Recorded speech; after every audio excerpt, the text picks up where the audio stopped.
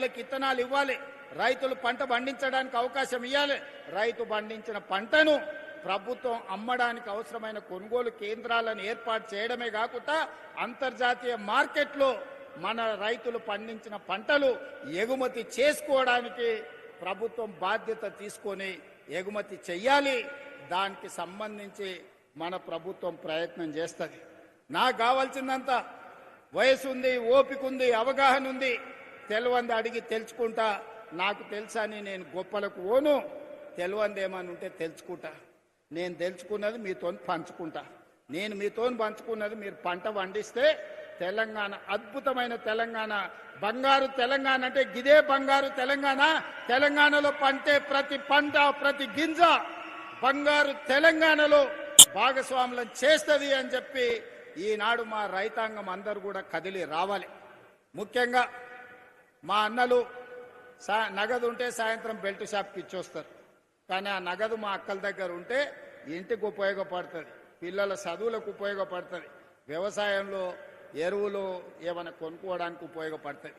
అందుకే ఈనాడు మహిళల ప్రాతిపదికన ఇవాళ రేషన్ కార్డు ఇచ్చిన మహిళలకే, సన్నబియ్యం ఇచ్చిన మహిళలకే, ఇందిరమ్మ ఇల్లు ఇచ్చిన మహిళలకే, ఇందిరమ్మ ఇంట్లో 200 యూనిట్లు ఉచిత కరెంట్ ఇచ్చిన మా ఆడబిడ్డల కళ్ళల్లో వెలుగు చూడాలనేదే. ఇవాళ ఏ సంక్షేమ పథకం ఇచ్చినా ఈనాడు మహాలక్ష్మి ద్వారా ఆర్టీసీ బస్సుల్లో ఉచిత ప్రయాణం చేస్తున్నారని అంటున్నారు. అవును, మీ తమ్ముడు ఉన్నాడు కాబట్టే ఇవాళ 28 నెలల్లో ఎన్నడన్నా ఎవరన్నా ₹1 అడిగినరా? అక్క బస్సు ఎక్కితే ఎవరన్నా రూపాయి అడిగిర్రా? ప్రారంభించినాడు మా ఎమ్మెల్యేమ్మ అడిగింది, యశస్విని రెడ్డి. మరి పైసలు అడిగితే ఎట్లా అని నేను చెప్పిన, ప్రతి ఆడబిడ్డను హ్యాండ్ బ్యాగ్లో మీ సోదరుడి ఫోటో పెట్టుకొని ఆ కండక్టర్కి నా టికెట్ పైసలు అడితే మా తమ్ముడు పట్నం వాళ్ళు ఉంటాడు, పోయి తెచ్చుకోపు అని చెప్పమని చెప్పిన.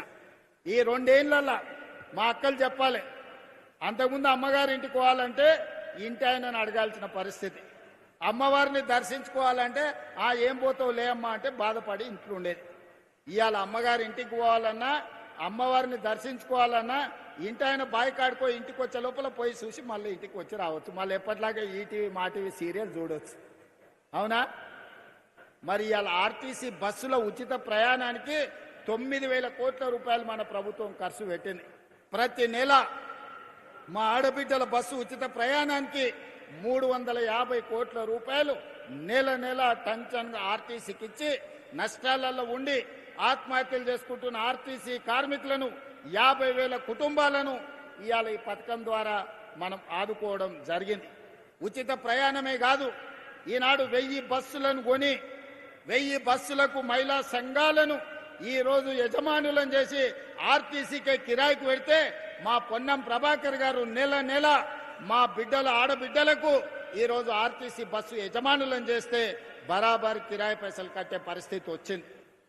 ఇవాళ పెద్ద పెద్ద కంపెనీలు కాదు, ఈరోజు మా ఆడబిడ్డలే 1000 బస్సులకు యజమానులు అయ్యారు. ఉచిత ప్రయాణమే కాదు, బస్సులకు మా ఆడబిడ్డలు యజమానులు అయ్యారు. ఇవాళ మా ఆడబిడ్డల్ని పెట్రోల్ బంకులు పెట్టించిన స్వయం సహాయక సంఘాలకు ఈరోజు మా నారాయణపేటలో అదేవిధంగా ఇతర ప్రాంతాలలో ఇవాళ ఆడబిడ్డలకు పెట్రోల్ బంకులు ఇచ్చినాం, మీరు స్వయంగా నడుపుకోండి అని చెప్పినాం.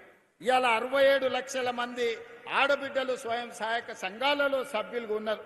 అందుకే నేను ఒక మాట చెప్పిన, మా అధికారులకు ఆదేశాలు ఇచ్చిన 2034 సంవత్సరం లోపల 1 కోటి మంది సభ్యులను చెయ్యాలి. 1 కోటి మందిని కోటీశ్వరులను చేసే వరకు విశ్రమించేదే లేదు.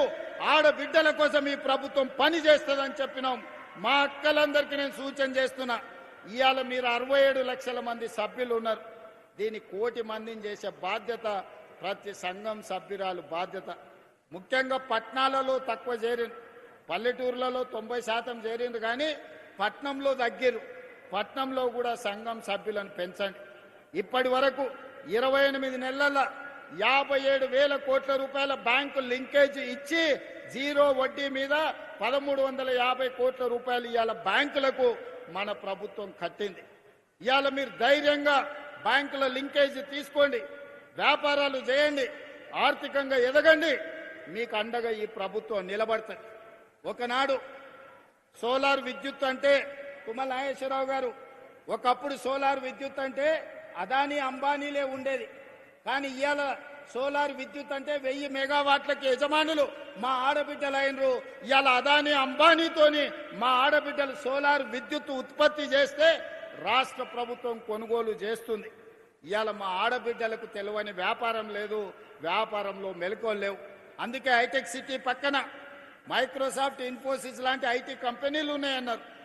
మరి శిల్పారామం పక్కన 3.5 ఎకరాలు 1000 కోట్ల భూమి 106 స్టాల్స్ మా ఆడబిడ్డలకు ఇచ్చి వాళ్ళు తయారు చేసే వస్తువులన్నిటినీ ప్రపంచానికి అమ్మే విధంగా, ప్రదర్శించే విధంగా ఇవాళ ఇందిరా మహిళా శక్తి సెంటర్ని హైటెక్ సిటీ పక్కన ఆడబిడ్డలకు ఇచ్చినాం.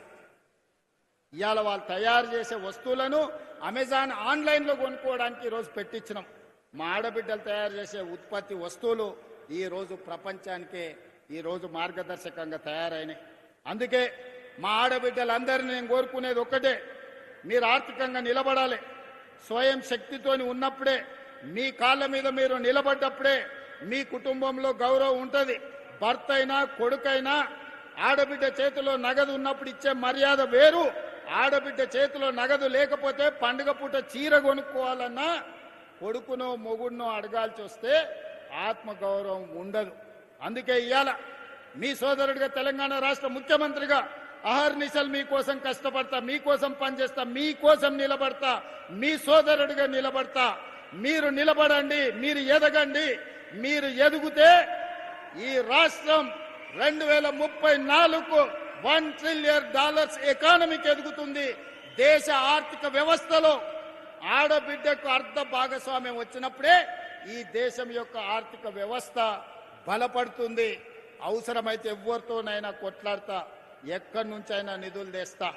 అందుకే అక్కలారా, ఈనాడు మిమ్మల్ని సహకరించడమే కాకుండా మీ పిల్లల చదువులు ఈరోజు పొద్దుటిపూట బడికి పంపాలంటే వ్యవసాయ పనుల మీద పొద్దున్నే పోయేది ఉంటుంది. పిల్లలకు నాష్ట పెడతాం, ఓసారి పెట్టాం. కాలే కడుపులతో పిల్లలు బడికి పోతే అర్ధాకలతో సార్ చెప్పేది అర్థం కాదు సగం. ఆ తర్వాత సగం పూట బడి నుంచే వాడు ఇంటికి వస్తాడు ఆకలితో. అందుకే అన్ని ఆలోచన చేసిన, ఇట్లా లాభం లేదు. మళ్ళీ నర్సరీ, ఎల్కేజీ, యూకేజీ ప్రైవేట్కి పోయి 1వ తరగతికి గవర్నమెంట్కి రావాలంటే అది భారం అయిపోతుంది. అందుకే ఈ సంవత్సరం నుంచి తెలంగాణ పబ్లిక్ స్కూల్ మా మురళి కమిషన్ చైర్పర్సన్ ఇచ్చిన సూచన మేరకు నర్సరీ నుంచే రాష్ట్ర ప్రభుత్వ ఆధ్వర్యంలో ఈరోజు పాఠశాలలను తెలంగాణ